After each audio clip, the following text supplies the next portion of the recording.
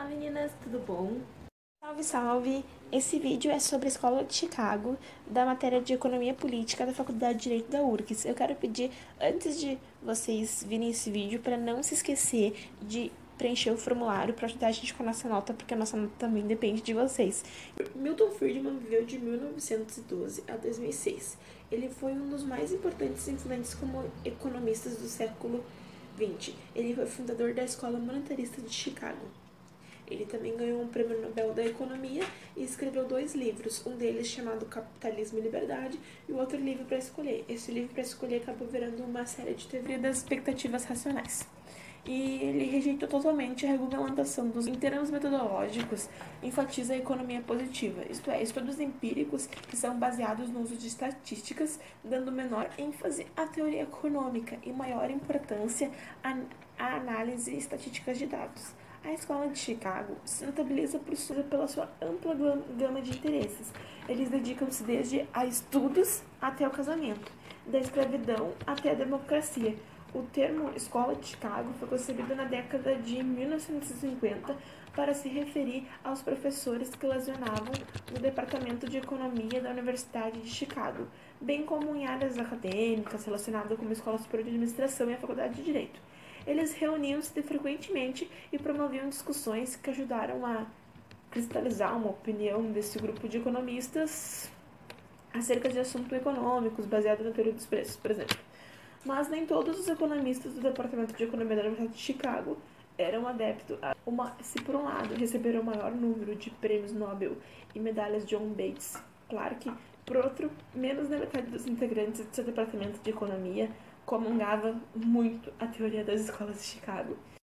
As teorias dessa escola inicialmente embasaram a administração econômica da ditadura de Pinochet no Chile na década de 1970 com os Chicago Boys e posteriormente foram adotadas na década de 1980 por Margaret Thatcher. Ronald Reagan nos Estados Unidos refletiram fortemente nas políticas do Banco Mundial e de outras instituições financeiras baseadas em Washington, tais como os Departamentos do Tesouro Americano e o Fundo Monetário Internacional, os quais passaram a adotar o fundamentalismo de livre mercado como receita para os países em dificuldades econômicas, como foi expressado pelo Congresso de Washington. Sob sua influência de meados de 1980 a mais ou menos 1990, grande parte das empresas estatais em países do terceiro mundo foram privatizadas. E James Tobin, professor da Universidade de Yale, e Joseph Stiglitz, ex-vice-presidente do Mercado Mundial, ambos possuem o Prêmio Nobel de Economia, criticaram violentamente as publicações e ideologia defendida pela Escola de Chicago e pelo Consenso de Washington.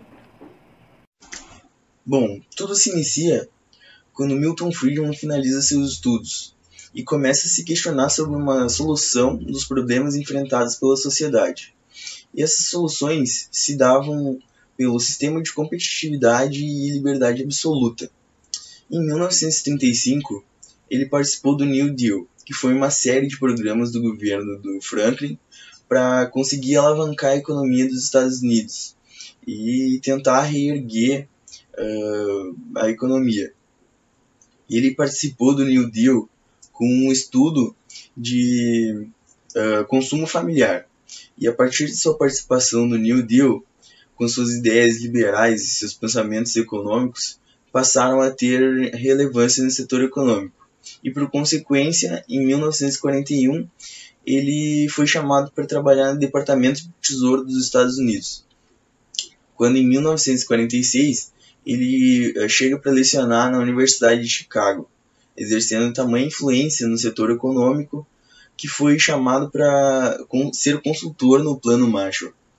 Seus ideais neoliberais foram aplicados ao governo do presidente Nixon, que teve um mandato de 1969 a 1974, e ao de Ronald Reagan, onde ele foi também conselheiro não oficial, e depois serviu como conselho consultivo da política econômica da presidência.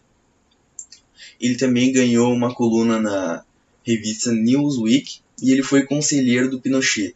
Mas essa parte da vida dele é um pouco controversa, porque ele criticava o governo do Pinochet e ele, em várias entrevistas e declarações, ele falava que ele nunca tinha participado do governo do regime militar do Pinochet e que, na verdade, quem tinha implementado o novo sistema econômico do Chile eram os Chicago Boys.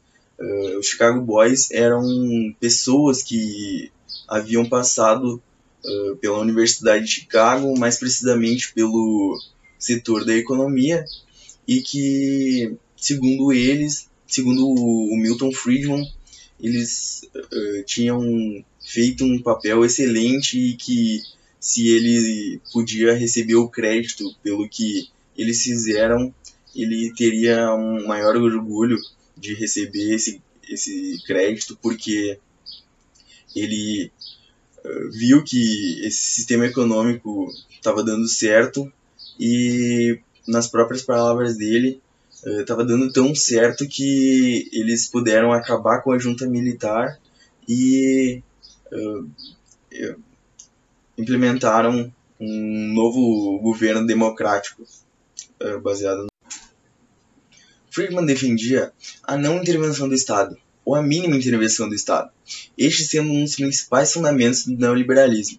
Ou seja, no Brasil não existiria um monopólio de extração de petróleo, como é da Petrobras, ou um monopólio de entregas, como é dos Correios. Isso tudo seria de responsabilidade da iniciativa privada.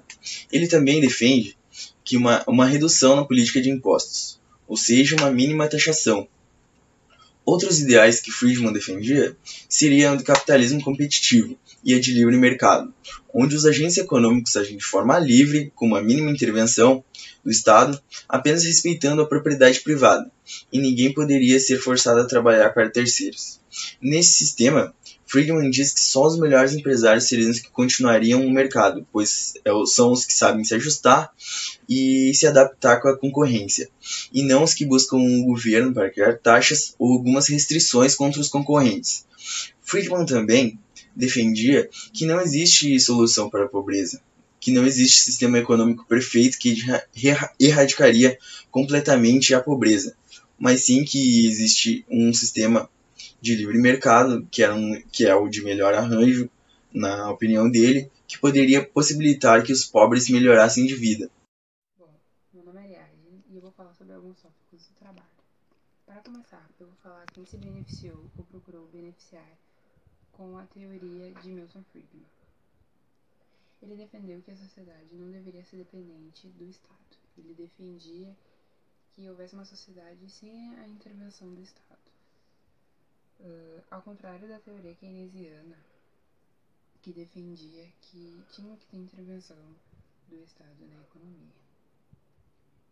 Essa intervenção do Estado na economia acaba sendo ineficiente porque acaba deixando limitado as interações de um mercado para outro. Eles acabam não atendendo aquilo que eles realmente querem.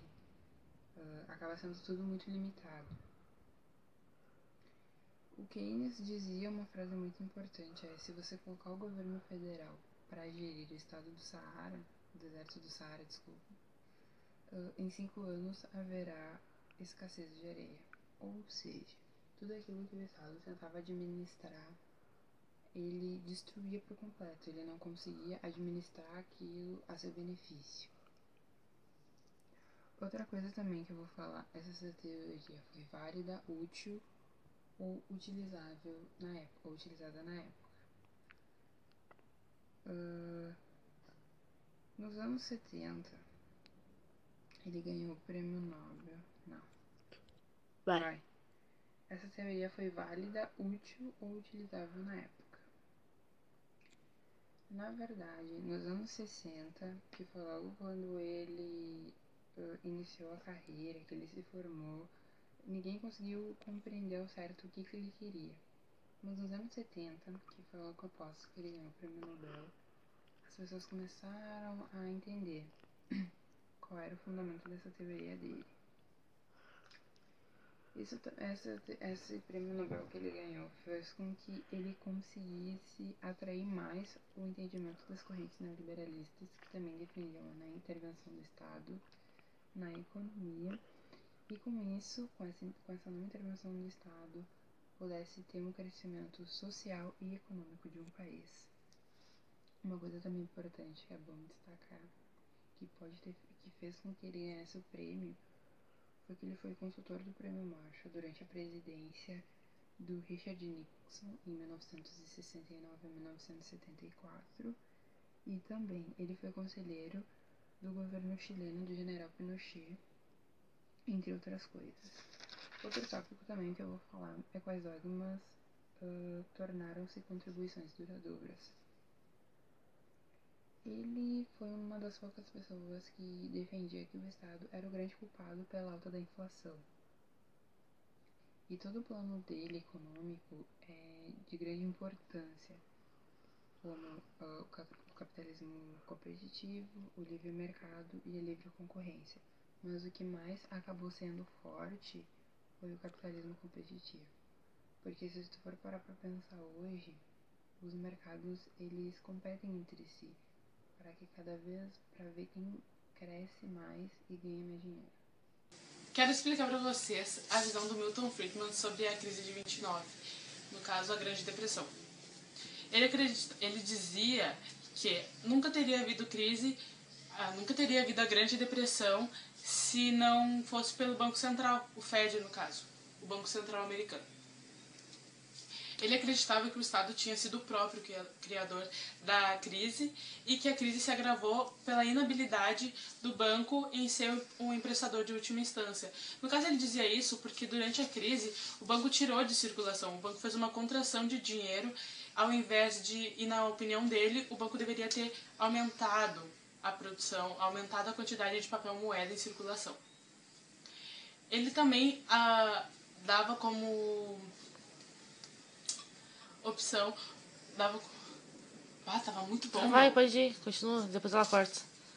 Ele também acreditava que o banco poderia ter usado de intervenção a compra de títulos do governo para contrabalancear a redução na oferta monetária criada pela falência dos bancos.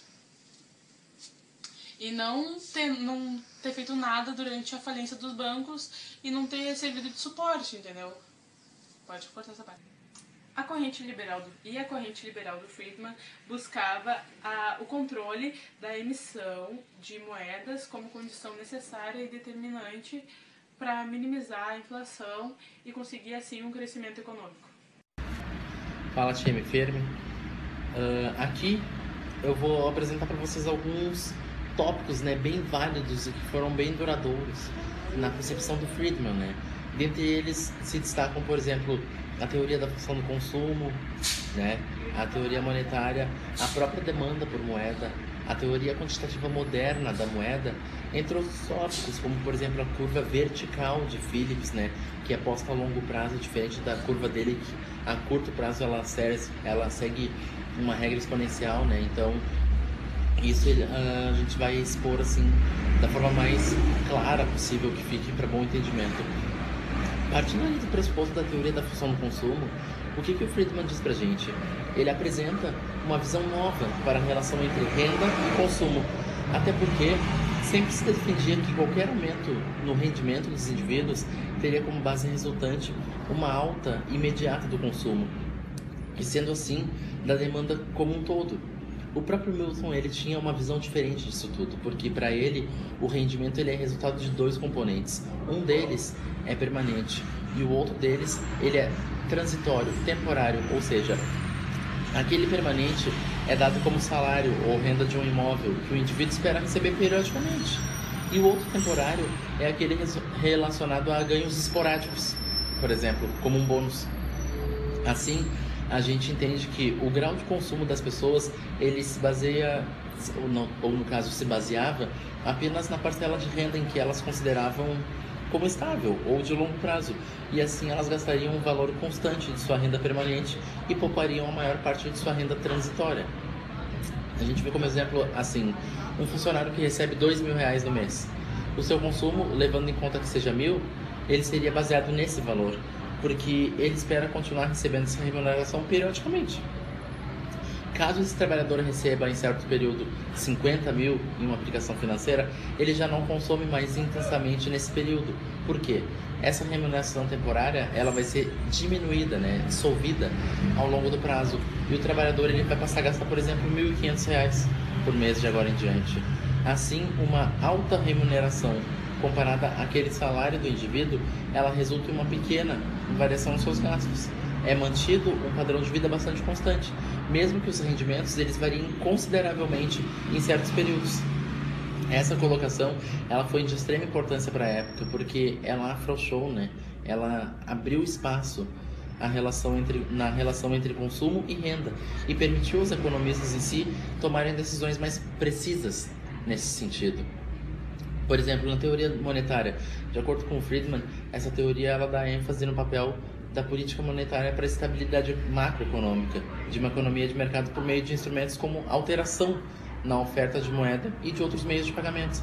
A gente parte do pressuposto de que a demanda por moeda ela é insensível à taxa de juros e no modelo monetarista a moeda ela é tão somente um meio de pagamento, né? Cuja demanda ela é uma função do produto do nível de preços. Essa teoria ela também se baseia na ideia da teoria quantitativa da moeda do próprio Irving Fisher, né?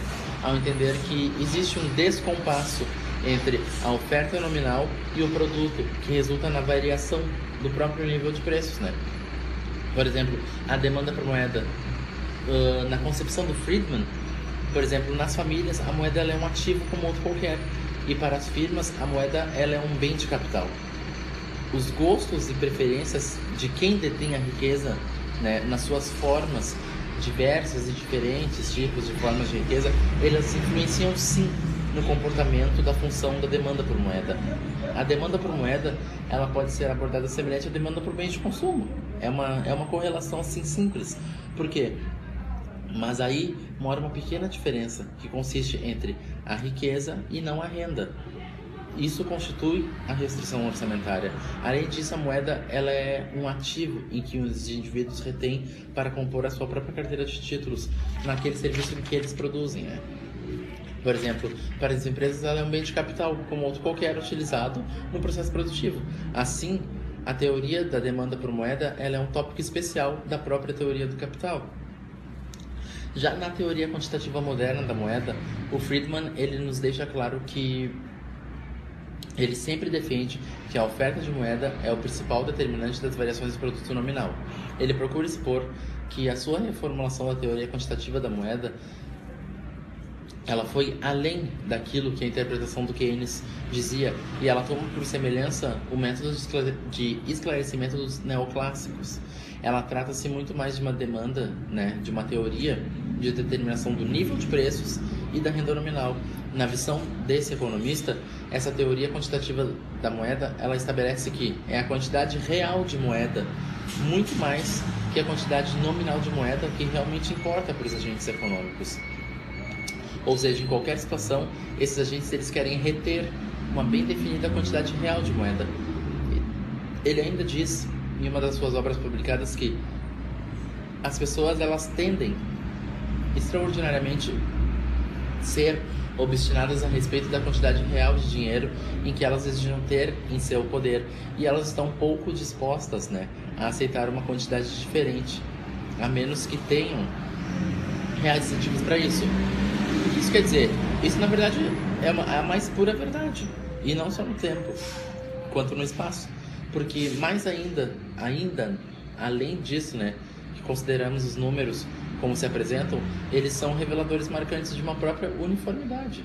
A gente tem aí países com todas as formas de sistema econômico, como rendas reais, que variam numa proporção de 15 ou 20 para 1, e, entretanto, os saldos monetários retidos pela população expressos em termos de semanas de renda, eles variam numa proporção de menos de 2 para 1. Na concepção do Friedman, mudanças substanciais nos níveis de preços e na renda nominal, elas são quase sempre resultado de mudanças na oferta monetária nominal, porque parte-se de uma situação de equilíbrio no qual os saldos nominais mantidos pelos agentes correspondam àqueles que lhes provêm os saldos reais desejados. Assim, uma expansão da oferta monetária, ela implica em um aumento do gasto agregado, porque os agentes gastam para se desfazerem do excesso de moeda, e dessa forma eles retomam o equilíbrio dos seus saldos reais. Isso pode funcionar para um agente individual, mas não funciona para a economia como um todo, porque o gasto de um agente ele é a receita de outro. Um agente ele só pode diminuir o seu saldo monetário nominal se ele persuadir algum outro a aumentar o seu saldo monetário. Ou seja, logo, a comunidade como um todo ela não pode gastar mais do que suas receitas e, consequentemente, uma expansão na oferta monetária ela só vai afetar o nível de preços. O Friedman ele segue a sua análise ressaltando que muitas versões da teoria quantitativa da moeda elas têm se preocupado em termos de níveis de variáveis envolvidas. Para a análise das alterações da oferta monetária, é muito mais útil expressar as tais mudanças, em termos de taxas de variação em si. É indispensável a gente dizer que uma mudança na taxa de crescimento da oferta monetária ela tende a ser acompanhada por uma mudança na taxa de inflação, sendo que um aumento na taxa de inflação ele aumenta o custo da oportunidade de reter moeda e, por conseguinte, ele diminui a demanda por saldos monetários reais. Logo, é óbvio a gente dizer que, observado uma mudança na demanda por saldos monetários reais, isso afeta variáveis reais, como bem modifica a taxa de juros nominal e real. Os fatores determinantes da oferta monetária, eles dependem basicamente do sistema monetário, ou seja, a base monetária e os que determinam o valor multiplicador monetário. O Friedman, ele destaca que a quantidade nominal de moeda ela é determinada primariamente pela oferta e que a quantidade real de moeda ela é determinada primariamente pela demanda. Segundo Friedman, a oferta monetária ela é a função, por exemplo, de variáveis como taxa de inflação, renda nominal e taxa de juros. O que, por exemplo, o Friedman faz é uma análise mais elegante da demanda por saldos reais, ao acrescentar algumas variáveis que os neoclássicos não utilizavam, e acrescentar a renda permanente como uma boa aproximação da riqueza do agente, no caso a demanda por saldos reais de um próprio agente individual. Ele dizia basicamente isso na teoria quantitativa moderna da moeda, né? Ele refutou os argumentos de Keynes, aproximou-se dos neoclássicos e apresentou argumentos novos. O que a gente tem que saber o que foi a curva de Phillips ao longo prazo, né? Basicamente, a curva de Phillips ela se formulou a partir de um estudo em que se encontrou uma correlação negativa entre o aumento dos salários e a taxa de desemprego. Se subiam os salários, diminuía o desemprego, grandezas inversamente proporcionais. E se baixavam os salários, então aumentava a taxa de desemprego. Dada a forte relação entre os salários e preços, né? Essa curva ela costuma utilizar representando a relação entre inflação e desemprego, mas isso foi a curto prazo. O Friedman ele concluiu que a inflação e o desemprego eles não estão relacionados no longo prazo. Como resultado, a curva de Phillips no longo prazo ela é vertical, a taxa natural de desemprego segue aquele gráfico que a gente colocou no resumo. A política monetária ela pode ser eficiente no curto prazo, mas não no longo prazo, ou seja, isso aí não vai ter boa eficiência, ou na verdade vai ter eficiência nenhuma. É só a gente pensar da seguinte forma: se o governo utilizasse uma expansão de base monetária com o objetivo de ampliar o produto e, em consequência, o nível de emprego, se teria um aumento no produto e no nível de preços também. Assim, a gente verifica o cumprimento da curva de Phillips, diminui a taxa de desemprego e aumenta a inflação. Mas o nível de emprego está acima da taxa natural, fato gerado pelo excesso da demanda de trabalho, pressionando dessa maneira o aumento dos salários. Como o mercado de trabalho é regido por contratos, essa pressão ela não será sentida de forma imediata. No entanto, quando os contratos forem renegociados, haverá um aumento nos salários, reduzindo a demanda por trabalho e pressionando dessa maneira o aumento dos salários. Como o mercado de trabalho é regido por contratos, essa pressão não será sentida de forma imediata. No entanto, quando os contratos forem renegociados, haverá sim um aumento de salários, reduzindo a demanda por trabalho. Os preços aumentam, mas o produto e o emprego voltam às suas taxas naturais. Isso significa dizer que a ação da política econômica não teria efeito sobre o longo prazo, gerando apenas a inflação. Portanto, naquilo que foi conhecido posteriormente como a emenda de Friedman e Phelps, né, a curva de Phillips negativamente inclinada, ela passou a ser apenas uma relação de curto prazo, porque no longo prazo a curva de Phillips é uma reta vertical. Estava rejeitada a ideia de que os governos eles poderiam escolher entre emprego e inflação. Na regra monetária, o Friedman ele sempre dizia que a raiz da instabilidade financeira está nas políticas reativas do Banco Central, ou as políticas monetárias contracíclicas, né? Ele observou que as flutuações na taxa de crescimento da oferta monetária, elas poderiam ser um importante fator por trás dos ciclos econômicos. Ele sugeriu que os bancos centrais, eles deveriam adotar uma política em que a taxa de crescimento da oferta monetária fosse estabilizada entre alguma porcentagem, por exemplo, entre 3% e 5%, e que esse número fosse mantido por um tempo, né? No caso indefinido. O Friedman, ele argumentava que, ao manter a taxa de crescimento da oferta monetária em uma porcentagem fixa, o Banco Central ele poderia manter a economia em uma roda de crescimento estável, sem ciclos econômicos.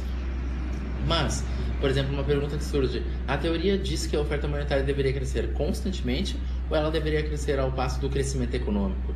O que Friedman propõe é um crescimento linear, uma função, né, simples, uma função de primeiro grau do estoque monetário. De forma mais clara, se hoje há 100 milhões em cédulas e moedas, no ano seguinte a gente deveria ter 103 milhões, independente do aumento da capacidade produtiva do país ou de qualquer outro fator. E Friedman tem razão. O crescimento a uma taxa fixa é o melhor possível. Deixa-se o mercado ciente de uma política monetária e dá-se como privilégio um pouco mais a quem produz, a quem poupa, incentivando a produção. A preocupação com os negócios insustentáveis é interessante, mas não seria um problema. Num crescimento de apenas 3 a 5% da base monetária anual, não seriam muitos os investimentos falsos. O padrão ouro deixa a economia muito amarrada, porque os preços eles não flutuam rapidamente para cima sim no caso, mas para baixo não, como seria necessário para funcionar bem o sistema. O crescimento da base monetária de 3 a 5%, a certa visão, ele incentivaria sempre as empresas a buscar mais e mais inovação. Se os ganhos de produtividade superarem essa geração de dinheiro, então os preços podem até cair. A questão é deixar claro que haverá o crescimento, né, da base monetária em 4% ao ano. Média aritmética de 3 a 5%. 3 mais 5, 8, dividido por 2, 4. Média aritmética, ou seja, mês a mês. Cada vez que cumprir a promessa, ficará claro para as pessoas que o melhor jeito de ganhar dinheiro será produzir mais com menos. E se isso não for feito, então quem estiver entesourando, né, a sua fortuna vai perder. O Friedman, ele defendeu um sistema que seria talvez um mal menor em comparação com os argumentos limitados e irresponsáveis da oferta monetária em que atualmente os governos podem fazer. Basicamente ele queria dizer isso.